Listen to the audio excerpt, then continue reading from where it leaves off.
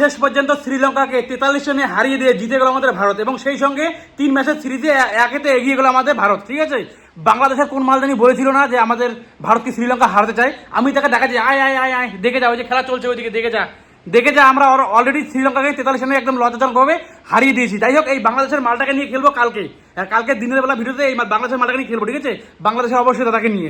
আর এখানে ভাই মানে একদম দুর্দান্ত, একদম প্রথমে ব্যাট করতে নেমে আমাদের ভারত ভাই শ্রীলঙ্কাকে একদম পুরো বিশাল টার্গেট দিয়েছিল, একদম পুরো বিশাল টার্গেট ভাই। 114 রানের লক্ষ্য রান দিয়েছিল তোমার শ্রীলঙ্কাকে।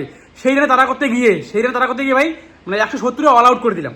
হ্যাঁ, 170 পুরো অল আউট করে দিলাম ভাই। তবে বোলিংয়ে ভাই কি বলবো ভাই, রিয়ান পরাগ এখন ভাই হ্যাট্রিক বলে দাঁড়ায়, মানে সে একদম দাঁড়ায় থাকলো। ভাই এরপরে যে ম্যাচ খেলবে সে কিন্তু হ্যাট্রিক বল করবে। হ্যাঁ, কারণ আজকে ব্যাক টু ব্যাক 2 বেলা 2টো উইকেট নিয়েছে।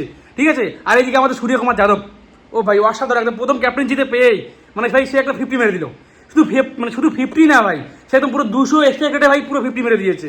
তারপরে তো এইসব যদি একটু স্লো খেলেছে আমাদের ওপেনার, হ্যাঁ আমাদের ওপেনার যশপাল এবং শুভমন গিল ভাই 74 রানের ভাই পার্টনারশিপ করে দিয়েছে প্রথম পাওয়ার প্লের মধ্যে। 74 রানের মানে কি বলবো, একদম অসাধারণ।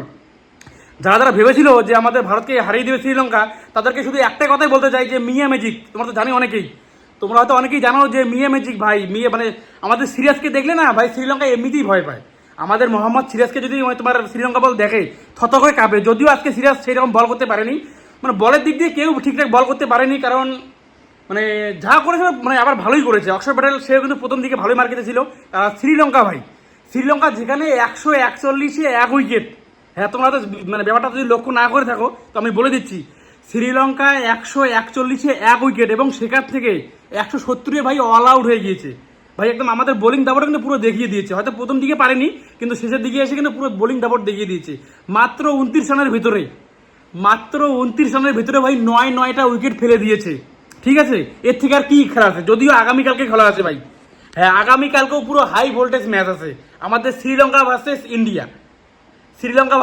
কেমন করে বলো তো? মহিলা, হ্যাঁ এশিয়া মহিলা দল কালকে কিন্তু ফাইনাল খেলবে। সেই ফাইনালেও কিন্তু পৌঁছে গেছে আমাদের ভারতের মহিলা টিম এবং শ্রীলঙ্কার মহিলা টিম, এবং সেই সঙ্গে আবার কালকেও আছে আমাদের পুরুষ দল এবং শ্রীলঙ্কার পুরুষ দল। ভাই একদম পুরো দুর্দান্ত খেলা হবে কালকে। মানে মহিলা উমেন্স এশিয়া কাপ সেটা হবে দুটো থেকে এবং আমাদের যে রাত্রিবেলা খেলা সেটা হবে 7টা থেকে। তোমরা কেউ মিস করো না ভাই, আমি তো একদম পুরো খেলা দেখবই। তবে বাংলাদেশের অবশ্যই দাদাকে কালকে দিনের বেলা একদম পুরো ধুয়ে দেবো। হ্যাঁ, কারণ সে বলেছে আমরা নাকি শ্রীলঙ্কার কাছে হারিয়ে যাবো ভাই, ইজিলি হারিয়ে যাবো। সেখানে দেখা গেল ভাই 43 রানে পুরো একদম লজ্জাজনকভাবে হারিয়ে দিলাম। কি বলবো ভাই, সূর্যকুমার যাদব 26 বলে 58 রান, 200+ স্ট্রাইক রেট, একদম পুরো দুর্দান্ত খেলে দিয়েছে ভাই, একদম পুরো দুর্দান্ত খেলে দিয়েছে। ঋষভ পান্ত 33 বলে 49, যদিও একটু সে ছোলো খেলেছে। তারপরে যশপাল 21 বলে 40, একদম পুরো দিন ধারা কেবল খেলে দিয়েছে।